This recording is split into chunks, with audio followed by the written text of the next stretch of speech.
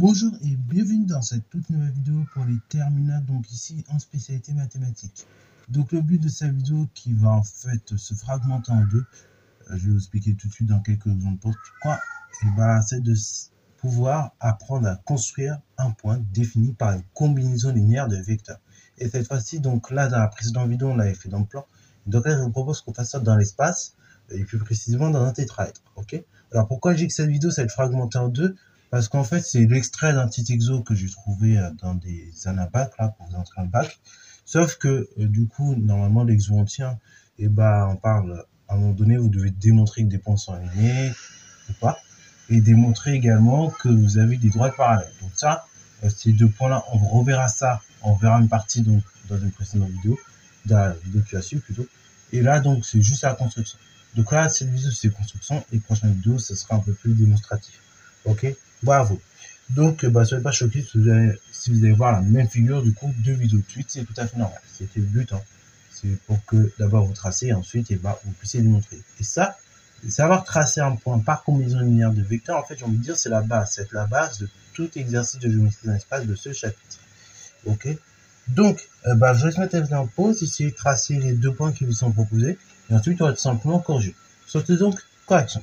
Alors, pour faire ce genre de construction, le mieux, c'est d'avoir une règle graduée unicaire et au pire aller en compas. Ok. Voilà. Donc ça, le compas, ce sera juste pour augmenter la précision dans certains cas. Mais sinon, règle d'écart, c'est le minimum. Donc, du coup, ici, on veut tracer le point L. Donc là, je vais le noter je vais prendre un surligneur. Donc le point L, il est défini de la façon suivante, tel que SL, vecteur SL, c'est égal à 1/3 du vecteur SA plus 1/5 du vecteur SB. Ok. Donc on répète, le vecteur SL, donc qui me permettra de placer mon point L, c'est donc 1/3 du vecteur SA, ok, bravo, plus la chose suivante, 1/5 du vecteur SB. Donc tout d'abord, ici, ce que je vais faire, c'est que je mesure, tout bêtement, je pars de S, je mesure 1/3 de SA, donc du coup, SA, je regarde vite fait sa mesure, SA, je vois qu'il mesure 4,3, bon, c'est bien, donc 1/3 de 4,3, tout simplement, c'est pas très bien d'ailleurs. Bon, pour me rapprocher même le plus simplement, on va dire c'est 4,2. Mais donc, voilà. Comme ça m'aide dans les calculs. Et donc, 1/3 de 4,2. Là, par contre, ça fait 1,4. Ok. Donc, je vais tout simplement remplacer 1,4 du point B. Ok, voilà, du point S plutôt. Donc, voilà, juste ici. Et donc là, j'ai tracé 1/3 de SA. Ensuite, donc, c'est là où je prends ma règle moléculaire. Puisque à partir de ma règle moléculaire, je vais tracer 1/5 de SB. Donc pour cela, il me faut la direction de SB. Ok, voilà. Enfin, tout d'abord, ce que je peux faire, c'est mesurer déjà SB. Ok, c'est même mieux. Donc SB, je vois qu'il mesure, ça mesure, c'est 6,5 cm. Donc le cinquième de 6,5, c'est 1,3. Ok, alors maintenant, donc je vais faire une parallèle à ça. Ok, au segment SB, qui va passer donc par ce point-là. Bon, là, c'est pas très pratique, mais je vais essayer de vous montrer. Donc là, on place sa règle d'équerre de cette manière-là, de sorte à faire une parallèle. Voilà, donc on vous a appris depuis la 6e. Donc, règles d'équerre sont placées comme ça. Je coulisse, et ensuite, je trace mon segment. Enfin, la première chose, c'est même tracer la demi-droite en réalité qui part du point. Et ensuite, je contrôle avec ma règle et je vérifie que ça fait bien la bonne mesure. Donc là, ici, on avait dit 1,3. Donc, on s'arrête là où je vais mettre mon point. Donc ici. Et donc là, ici, à ce point, je me suis arrêté. Et c'est L. Ok, puisqu'on a ici 1/3 de SA plus 1/5 de SB. Donc là, j'ai mon point L.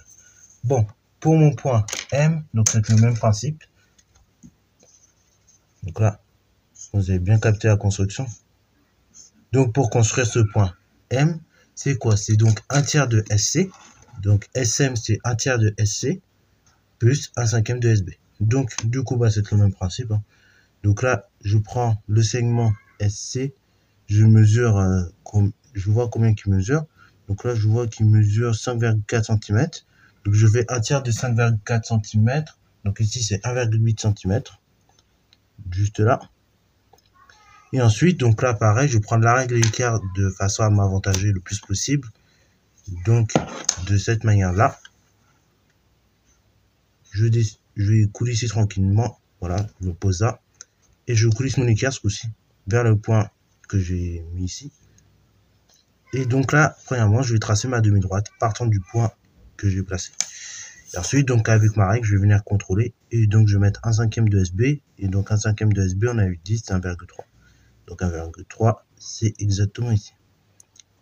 Voilà, je me place ici. Et donc là, je vais placer le point M à partir de là. Voilà, donc on a pu placer nos deux points par une combinaison linéaire. Donc voilà, j'espère que cette vidéo t'a plu. Encore une fois, si c'est le cas, n'hésite pas à la liker, commenter et bon reste à toi en mathématiques et en sciences.